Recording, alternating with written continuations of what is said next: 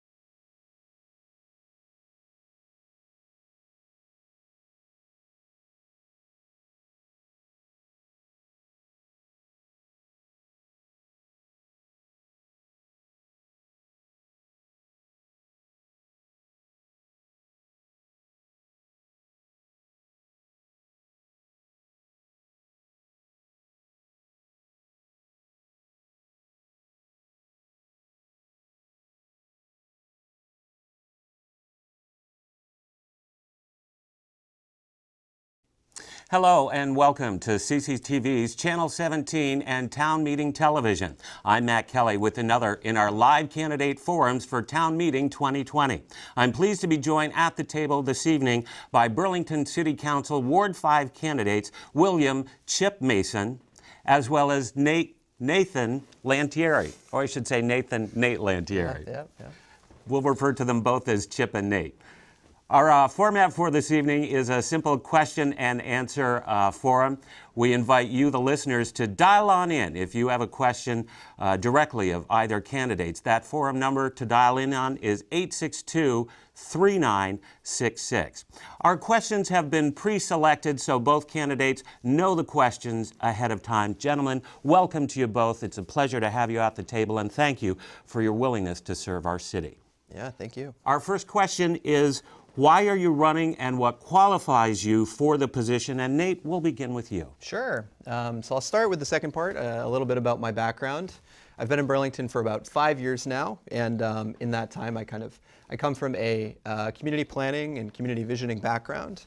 I've done projects in Burlington as well as throughout the state of Vermont in different communities. And most recently, I spent some time actually working for the city. I was working downtown in some data management, understanding the economic health of our city.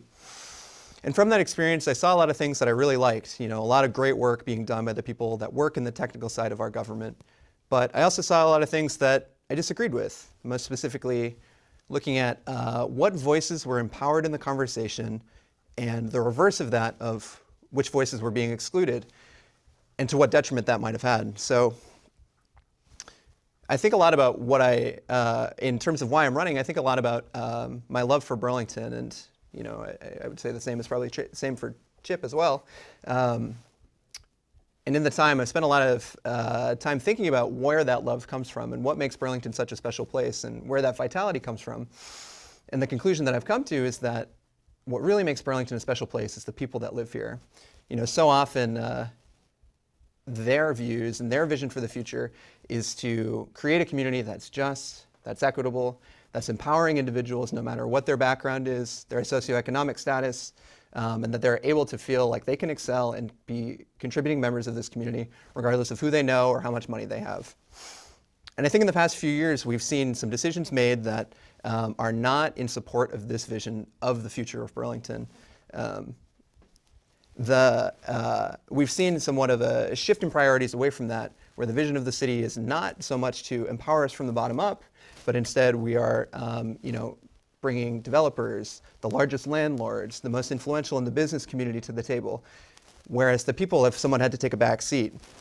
All the while, wealth inequality continues to rise, affordable housing is scarce, and there's a growing sense that our government is really not listening to the views of the people and the needs of those that are working class and that are looking to live here for the future. So that's why I'm running, to really be a voice for the people that have felt like they don't have the means to be active members. And I think that together we can really realign the values of our city government with that of the people and move to a better place moving forward. Very good. And Chip Mason, your reason for returning to the city council and what qualifies you to return? Thank you for the question, Matt, and thank you to the viewers who are either watching live or those who will catch this on a tape delay. I'm running basically to continue, I think, the issues that I hear most about and that I care deeply about, including affordability, affordable housing, completing major infrastructure projects. We're in the midst of quite a few of them at this point in time, including Champlain Parkway, City Place, Moran, Memorial, and also to continue to look out for Lake Champlain. As far as what qualifies me, I will agree with Nate that we won't have a competition over who loves Burlington more. I think anyone that volunteers, in essence, for this position does have a deep and abiding love for the city of Burlington and is looking to do what's best. I respect and heard from Nate we might have a disagreement or differing views in terms of who we represent and whose voices are heard. But as far as my qualifications, I'm a lifelong Burlington resident who was born, attended Burlington Public Schools, graduated from UVM. I left for a brief period to get my graduate degree, but then moved back to Burlington 20 plus years ago. Currently, I am an owner of a law firm in downtown Burlington with over 50 employees, so I'm pretty hear a lot from our employees about what they like and don't like about the city of Burlington. I've lived in the South End for over 20 years since I moved back, and have been an integral part of the community since then, serving as a volunteer on numerous nonprofit boards, coach of my children's sports teams as they grew up, and more recently as sort of on different boards and commissions at the city level before finally serving as a city councilor for the past 8 years. During that tenure, I've served as the chair of the ordinance committee, which has really been sort of in the lead of addressing, some of the changes that are necessary in order to implement the issues I think Nate and I both feel very passionately about. So I feel that that experience it does uniquely qualify me to continue to serve in this position. Very good. Gentlemen, thank you both. We have plenty of questions coming in from our audience. Again, that number to dial in is 862-3966. And we'll go to caller 1 right now. Caller, you're live on the air with both Chip Mason and Nate Lantieri. Do you have a question for both or either candidates? I wanted to know how they plan to manage public assets. The question... For Nate, well, it could be for both of them. Okay. And manage public assets. Okay. Thank you, caller. The question was how to manage public assets going forward. Nate, the question was specifically to you, so we'll begin with you, and Chip, you have an opportunity to follow up. Sure thing, yeah. I think that public assets are really, in my opinion, we have a lot of really great things in this city, both in our built infrastructure and in our natural environment as well. And the way that I've seen is that as assets move into the private realm, it seems very unlikely that they will ever become public again. So, we're looking at this in a lot of different ways. We're looking at the future of Memorial Auditorium, looking back on the Burlington Telecom issue. We're looking back on, back on the proposed change to the makeup of the downtown with the Downtown Improvement District, and what would have taken a public a city department, the one that I actually worked for, and moved it into the private realm. And the thing about public assets is that when they are maintained by the city, we are always sure that their usage is going to be for the public benefit, that they will always be accountable to the people of the city. What we're looking at is that if we privatize these resources, even in terms of selling land or changing charters to how we're actually running them, we move them into the private sector and we lose that accountability towards making sure that they will continue to be used for the public benefit. So I am someone that believes that we hold on tight to these public assets. We look at ways that we can differently manage them, use different funding sources, but no matter what, keeping them in the public realm to make sure that the people of this city are the ones that are being benefited the most by their use. Chip, your follow-up to that question. What is the role of the public assets and what will you do to protect them? Sure. I want to thank Carolyn Bates for that question. Know Carolyn. I've had lots of discussions with her about all of the issues that Nate has arisen. I think in part I would push back a little bit on Nate's characterization. I think it reflects a misunderstanding of some of the legal and contractual matters we were dealing, particularly as it relates to Burlington Telecom. Most residents know we didn't own the assets that constituted Burlington Telecom. We were leasing assets from Citibank. We breached our contract and they had commenced a suit for $30+ million in order to get those back. We didn't own those assets. We were able, through the context of the council, coupled with council and the administration, to insert ourselves into a sale process and manage it in order to ensure we got a price that we were comfortable with, maximize the return to the taxpayers, and also ensure that there was a competitor, a non-monopoly system. So that was really where the start of this somehow privatization of public assets started, and I pushed back on the assertion that that was a privatization. As to Memorial Auditorium, no question. The concept currently under discussion is no longer a privatization. We've gone out with an RFP. We've unfortunately received only one submission in terms of, and the RFP was to manage the asset. Again, the city is moving in a direction not of selling Memorial Auditorium. Any assertions, to the contrary are simply false. As far as the DID, that was, and Nate and I can have a logistical, policy discussion over DID, but the notion of privatization was something that got pushed by opponents at the very end. I think there should be an acknowledgement that the Church Street Commission as it currently exists does not function. Something does need to change. Whether it's the DID or something short of DID, I admit that's a good policy discussion, but I don't believe that that is a privatization of city assets. There was no notion of privatization asserted there. The city was going to continue to plow the streets, take care of the sidewalks, and do the like. So that made for a good campaign slogan, but I push back on the notion that that constituted privatization. Okay. We're going to come back to this subject because I do want to talk specifically about Moran. It is a particular of interest to me, myself as well. But we do have callers waiting on the line to ask questions here. So we'll go to this right now. Caller, you're live on the air with Chip Mason and Nate Lantieri of Ward 5 City Council race. Do you have a question for either candidate or for both candidates? I do for both candidates, and thank you for taking my call, and thank you to both candidates for throwing your names in the ring for this incredibly important time in our city. I care about the livable wage. I care about people being able to get by in the city on their own labor.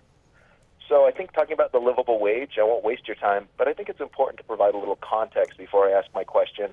The livable wage assumes a 40-hour work week, which I'm reading from INC magazine. That's an entrepreneurial magazine. Caller, I appreciate this. Can you get right to your question? We've got a number of callers right behind you. What is your question, please? Sure, Matt. Presuming that we actually did have a 40-hour work week in America, which we don't. We have more than that.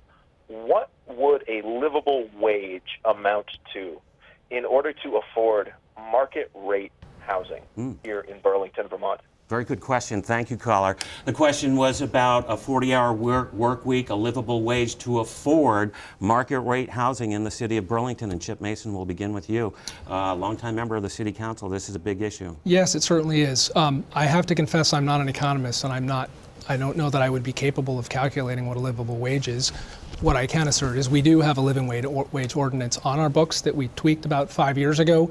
That is a very complicated formula that Doug Hoffer, the state auditor, does compute. I believe it's currently $15.86, and I do know that we have hit, and there's a metric. It includes food, housing, all of which go into that, and we have hit for the first time.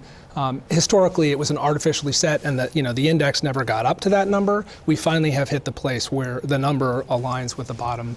Our livable wage ordinance currently applies to anyone that does contracting, all city employees, with some minor exception, and seasonal that work for Parks and Rec, as well as anyone that contracts. We, 5 years ago, recognizing that it was being very poorly enforced, really stepped up, added an enforcement mechanism, reporting to the city attorney's office, audit rights, and by all reports, it seems to be working better. I do respect and appreciate and support a higher, unfortunately I think the governor's about to veto it, but moving forward with that at a statewide level. I have concerns based on what I've heard of imposing a higher wage across the board just in the city of Burlington. I have questions, but I'll defer here to Nate Lantieri to follow up on a livable wage for the city. What constitutes it, given what is a 40-hour work week and how that has disappeared in our current paradigm, and what is considered market rate affordability in the city of Burlington today? Sure thing, yeah. I think it's a really important thing that we look at this issue not just from city jobs in particular, but what the city is doing in order to create jobs and promote the concept of livable wage work outside of just the purview of what city jobs are available. I think that our economic development model for the past few years has really been this top-down model that has focused on, while the tax base is incredibly important and retail is incredibly important, that we've really focused on the creation of service sector jobs that, with the minimum wage as it currently is at about $11 here, you would have to work about 120 hours a week to be able to afford, at that federally mandated 30% of your income level, to a single bedroom apartment at that market rate. To me, that's not affordable. To many, that's not affordable. And kind of going back to what the caller said about a 40-hour work week, that pretty much is diametrically opposed to that concept. So really, I think that we need to look at this as an economic development issue. How do we address the growing wealth inequality from what we can do? And I think really what that is reinvigorating CEDO to be a force that, I read a quote a little while ago that said, CEDO's driving force at one time was, what's in it for the little guy? And they were doing things to lower barriers for entry into fields that were historically underrepresented, as well as the creative fields, working collectively to build us up from the bottom, using different models, using collective models to make it so that people were able to make a livable wage for themselves. Economic development is really important to me, and I think that we can do a lot more by incentivizing cooperatives, by branching out to organizations that are doing that, such as in our district we have Resource, Generator. We're based out of a co-working plant space in the soda plant. Reaching out to those, saying how can we use this model moving forward, as well as some avenues for job training and the building of the next green economy. Talking to people about weatherization, organizations that are doing that. There currently are not enough workers that could actually move forward in terms of weatherization and building green infrastructure moving forward. So using that, branching out further, making partnerships that can promote this kind of work moving forward is really important to me. Great. We're moving right along here to our next caller. Live on the air, you're speaking with City Council candidates Chip Mason and Nate Lantieri from Ward 5. Caller, do you have a question? Yeah, hi. As a renter, two of my main concerns are rising rents and the lack of code inspections, and I was wondering how each candidate will address these concerns, what else they will do specifically for renters in Burlington. Thank you, caller. I actually want to speak to that a little bit as well, only because of rising rents and code enforcement, as he spoke about. What seems to me as a renter here in the city of Burlington is the noise ordinance, in that there doesn't seem to be any ordinance for sound batting between apartments, and that is a public health issue. I know I'm not the only renter that suffers from this, and this seems to be an issue in a lot of current buildings that have recently come on the market here. So affordability for renters as well as code enforcement, and we'll begin with you, Nate Lantieri. Sure, yeah. And this goes, tying back to what we were just saying, that, the market rate for a one-unit apartment in Burlington right now is $1,200, which is a really inaccessible price for a lot of people. And meanwhile, we're looking at this affordable housing conversation, and the folks who are empowered, the stakeholders that have an ear currently in the conversation are, the top, the developers, landlords, and there really hasn't been a meaningful way for tenants to share their input at that real structural level. So do you support the tenants union that's been bandied about forming here in the city of Burlington? Yeah, I think that, looking at how our voice is heard, because of the way that working class people who are, a lot of renters are working class people, and the time that they have, it gets harder and harder for one individual to be able to share their opinions with the powers that be, whether it be their landlord or whether it be the city, whether it be the Housing Board of Review or code enforcement. And I think that creating a collective that can be a voice for those people and then use their collective power to make some bargaining and make their desires heard at the city level is a really important thing. And code enforcement is an important part of that. I've talked to so many renters that say, my heating bill this winter was $500 a month. And that's incredibly hard for renters, especially when you're living paycheck to paycheck. And it's also bad for our climate moving forward, that they are forced to, fossil fuels are just going out the window. And so thank you. Yeah. Chip, we'll move on to you here, and I'm actually Sure. going to kind of be a little bit more pointed here. The caller was specifically asking about affordability and code enforcement here. But are we sort of in a mindless trap that just keeps spiraling and spiraling when we talk about affordability for a renter? Why aren't we getting these lower income individuals into home ownership? This whole 600, 700 unit development that went on over on North Avenue at what used to be the orphanage could have been $85,000 one-unit, one-bedroom apartments as a stepping stone to the future of income security in the city. Why isn't the city council insisting that for every new development, or even getting into this new development as the developer itself, to ensure that this moves forward for its city residents? So you lost me on the last part of that question. Why isn't the city moving forward as a developer itself? Or Well, and leaving that's a separate aside question, that, but let me answer that by telling you what has happened as it relates to inclusionary zoning, which is really the city's tool, or the biggest tool that it has in order to support affordable housing at the low end.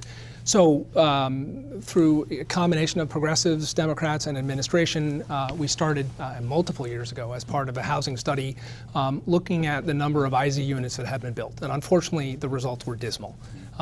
There were, very minimal IZ units being built. And again, IZ those being? Inclusionary zoning, and those are tied to, percentage of area median income and restrict, in essence, the rent that could be charged. So we started what turned out to be a multi-year process in terms of looking at bringing both, housing advocates, CHT, and developers to the table to say, why is housing, why is there not a greater percentage of IZ units being built, and what tools do we need in order to incentivize that? We did come forward with a slate of proposal that had bipartisan, I won't say bipartisan because we have independents, but near unanimous council approval. And that did make tweaks. That just passed. So we have not seen the trickle down of what. That does still require, depending on how many units are being built, that 15 or 10% of all new developments over 5 or 10 do include IZ units. But again, We tweaked. No, but let me get to that. It is going to take some time. Part of the affordability thing requires the addition, from my perspective, the addition of housing stock. City Place, if constructed, we negotiated, above and beyond the IZ unit. Is that home ownership, though, of these units? We Because, do again, not if have the ability as a city to demand that they market or then make them home owned. I mean, I wish I had a tool. So the problem, though, Matt, is if you go in that direction, what we've seen is nothing gets built. And there again becomes the problem that here we're stuck in that a market rate was $1,050. Next year it's going to be $1,100. The next year after that it's $1,200. And I don't know about other city residents who are renters that continue to want to spend $1,200. So let's have a conversation about what goes in. Why is your rent? Why is the rent $1,200? And there it is. So 70% of you want to know why? Yes. I think it's taxes. What is 70% of your tax? Taxes is probably the education tax. 70%. Right. Right. Right. So, and we only have a few minutes left Well, here. my And point this is, gets back to, do you support then the FY21 Burlington school budget up $3.5 million for a tax increase of 3.96%? And that's just the school tax, not to mention the city tax. I mean, it just seems to be this escalating cost to the city residents. Many who are the most vulnerable can't afford it, who are renters, who are getting that tax passed on to them from the rental owners. And the solution to me seems that we get these renters into home ownership. But that's me proselytizing. We don't have a lot of time left. So we'll ask for some final comments on this issue. Then we'll ask for final comments from both our candidates. So Nate, we'll ask you to follow up, and then we'll ask Chip to, again, tie up this issue for us. Thank you. Sure, yeah. So looking at the concept of raising the tax, specifically for school funding, I am in support of it. I think that, talking about economic justice, the best way to move out of poverty is through good schooling and through the access to resources through that. It's a real shame, kind of what you were just saying, that there has been contention in between home ownership and education as a concept in this city and in this state. And I think that, really what we need to look at is how can we, from a state level perspective, what can we do to make some changes to the way schooling is funded currently? We know it doesn't work here. We know that there are people that, especially new Americans in our community, that are not receiving the education that is allowing them to move forward and, move into some economic security. So I really think that we need to, from the state level, consider, what this is. Maybe property taxes isn't the right funding model, but I do want to say that I do support the schools and the teachers, and I believe in the work that they do.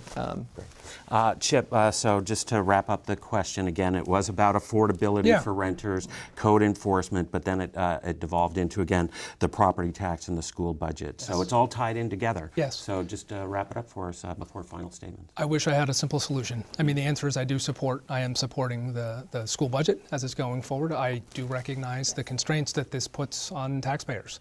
I have worked in my role as city council or counselor to try and build in efficiencies, work with the school department as much as we can. I still think there's a little more. School department's a little bit out of the crisis that they were in with a new superintendent. I'm optimistic that we can find additional efficiencies. But the reality is, and actually I looked at, your numbers are even off. I mean, I think it's worse than you thought. 7. On an average home, this tax increase, which is a state, I give the board credit, they cut where, no one wanted to cut, they cut. It's still almost a $350 increase on the average homeowner. That is not sustainable. And I agree with Nate that we're not going to fix that at the city level. It requires state adjustment. A study just came out. Council recently passed this. I was a co-sponsor of saying the formula is messed up. It's been messed up for 20 years. Burlington's getting not compensated adequately given its population, and I hope the legislature takes that up. All right, time for our final statements from our candidates. We ask that you try to keep it at a minute each as we are running late on time. And we'll start with you, Nate, your final statement. Sure. I have a strong belief that Burlington can be a place that everybody should be able to afford their housing. They should be able to find a job that can pay for that. And at the end of the day, they should be able to come back and be a part of this vibrant community that, so many of us love. I think that there are ways to get there. I really do. And I think that progressive change is a really important part of that. We've seen where the past few years have gotten us. We have a hole in the downtown that's, moving people away from our city in terms of tourists, visitors, people in the local community that no longer think that Burlington is a place for them. I've talked to hundreds of people so far, many of our neighbors, and they say that 5 years from now, whether it's a young person, a person with a young family, an older person who has been here for a lot of years, and renters, homeowners, fifth generation Vermonter, new American, they're saying that Burlington 5 years from now may not be a community from them. And I think that the solutions that we have chosen in the past few years are somewhat of Band-Aids being slapped on it without really getting at the issue of this growing wealth inequality that we have in our city and we're seeing across the country. And I think that we need to take bold steps to make that happen. I believe we can do it, and but we need to do it together. And I would ask anybody who's watching this and agrees with that to, join the team and start talking to your neighbors as well. Thank you. Very good. Chip, your final statement. Great. Thank you, Matt, for moderating. Thank you also to the callers who dialed in, and thank you, Nate, for participating.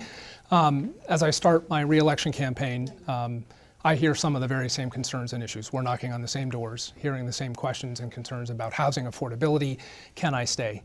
I respectfully disagree that we've been putting Band-Aids on. I think we are making positive change, whether it's through the Housing Summit and the reforms that we're working through relating to adding or facilitating accessory dwelling units, trying to tackle once and for all short-term rentals, addressing parking minimums in the downtown.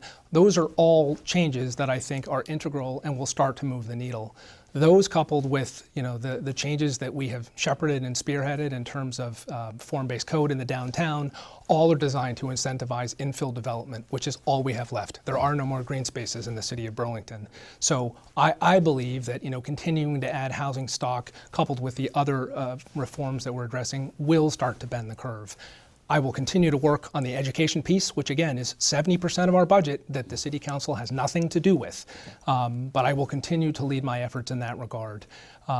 If you have additional questions about my platform or concerns, please call me at 802-373-8545 or visit my website, which is www.votechipmason.com. Thank you. My thanks to both our candidates for joining us here this evening, Chip Mason and Nate Lantieri. It takes a lot of courage to go door to door and put your name on a ballot and to be here at the table to face the firing round. We thank you for watching. It's very easy for you to participate. All you have to do now is show up and vote on Tuesday, March 3rd. You can also call your local town clerk and early vote by requesting a ballot, completing the ballot, and mailing the ballot. And then join us for complete election night coverage Tuesday, March 3rd, Town Meeting 2020. Election night coverage begins at 7 p.m. right here on Channel 17. For all of us at CCTV, I'm Matt Kelly. Thank you for watching.